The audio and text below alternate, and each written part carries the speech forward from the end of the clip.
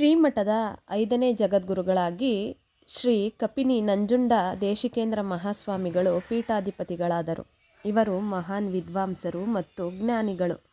ಇವರು ಮಠದ ಪರಂಪರೆಯನ್ನು ಮುಂದುವರೆಸುತ್ತಾ ಸಿದ್ಧ ಪುರುಷರೆನಿಸಿಕೊಂಡವರು. ಇವರ ಕಾಲದಲ್ಲಿ ಶಿವಲಿಂಗ ಎಂಬ ಕವಿ ಇರುತ್ತಾನೆ. ಈ ಕವಿಗೆ ಕಪಿನಿ ನಂಜುಂಡ ದೇಶಿಕೇಂದ್ರರೇ ಆಶ್ರಯದಾತರು. ಶಿವಲಿಂಗ ಕವಿ ತನ್ನ ಗುರುವಿನ ಅನುಗ್ರಹದಿಂದ ಅಮುಗಿ ದೇವಯ್ಯಗಳ ಸಾಂಗತ್ಯವೆಂಬ ಕೃತಿಯನ್ನು ಬರೆದು ತನ್ನ ಗುರುಗಳಿಗೆ ಸಮರ್ಪಿಸುತ್ತಾನೆ. ಈ ಕೃತಿ ರಚನೆ ಮಾಡಲು ತನ್ನ ಗುರುವೇ ಸ್ಫೂರ್ತಿ ಎಂದು ತಿಳಿಸುತ್ತಾನೆ. ಇವರ ತರುವಾಯ ಶ್ರೀಮಠದ 6ನೇ ಜಗದ್ಗುರುಗಳಾಗಿ ಶ್ರೀ ಚನ್ನವೀರ ದೇಶಿಕೇಂದ್ರರು ಪೀಠಾಧಿಪತಿಗಳಾಗುತ್ತಾರೆ. ಇವರ ನಂತರ ಶ್ರೀಮಠದ 7ನೇ ಪೀಠಾಧಿಪತಿಗಳಾಗಿ ಶ್ರೀ ಜಗದ್ಗುರು ಸಿದ್ದಮಲ್ಲ ಶಿವಾಚಾರ್ಯ ಮಹಾಸ್ವಾಮಿಗಳು ಪೀಠಾಧಿಪತಿಗಳಾಗುತ್ತಾರೆ. ಇವರ ಕಾಲದಲ್ಲಿ ಶ್ರೀಮಠಕ್ಕೆ ತೋಂಟದ ಸಿದ್ಧಲಿಂಗ ಸ್ವಾಮಿಗಳು ಭೇಟಿ ನೀಡುತ್ತಾರೆ.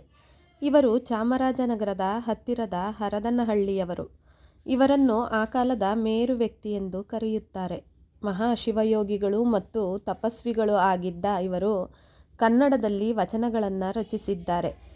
ಷಟ್ಸ್ಥಲ ಜ್ಞಾನ ಸಾರಾಮೃತವೆಂದು ಕರೆಯುವ ಇವರ ವಚನಗಳು ಬಹಳ ಪ್ರಸಿದ್ಧವಾಗಿವೆ. ಸುತ್ತೂರು ಮತ್ತು ಹರದನಹಳ್ಳಿಗಳು ಒಂದಕ್ಕೊಂದು ಸಮೀಪವಾದ ಸ್ಥಳಗಳು. ಹಾಗಾಗಿ ಹಿರಿಯರಾಗಿದ್ದ ಸಿದ್ದಮಲ್ಲ ಶಿವಾಚಾರ್ಯರಿಗೆ ಸಿದ್ಧಲಿಂಗರ ಪರಿಚಯ ಬಹಳ ಬೇಗನೆ ಆಗಿರಬೇಕು.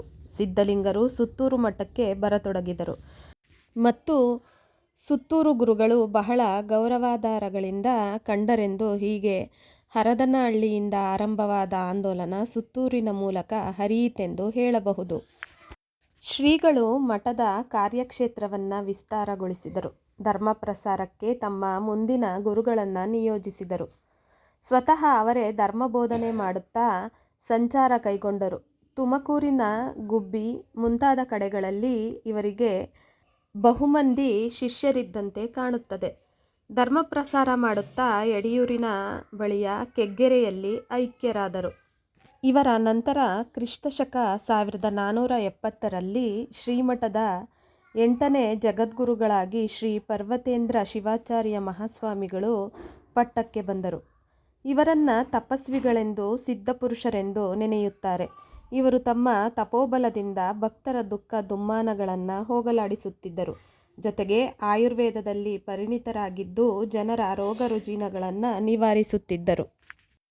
ಇವರ ನಂತರ ಶ್ರೀಮಠದ 9ನೇ ಜಗದ್ಗುರುಗಳಾಗಿ ಶ್ರೀ ಭಂಡಾರಿ ಬಸಪ್ಪ ಒಡೆಯರ್ ಮಹಾಸ್ವಾಮಿಗಳು ಪೀಠಾಧಿಪತಿಗಳಾದರು. ಇವರ ಕಾಲದಲ್ಲಿ ಶ್ರೀಮಠಕ್ಕೆ ಶಾಖಾ ಮಠಗಳು ಆರಂಭವಾದವು.